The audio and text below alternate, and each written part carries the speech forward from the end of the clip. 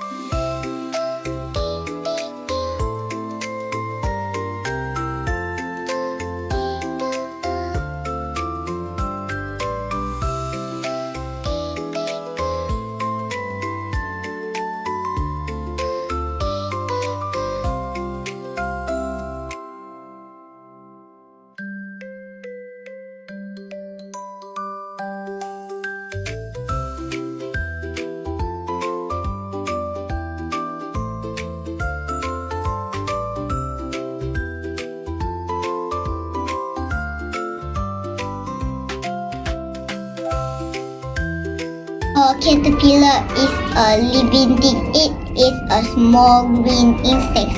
Most caterpillars eat leaves. They use their strong jaws to chew leaves so they can grow and become beautiful butterflies. Thank you.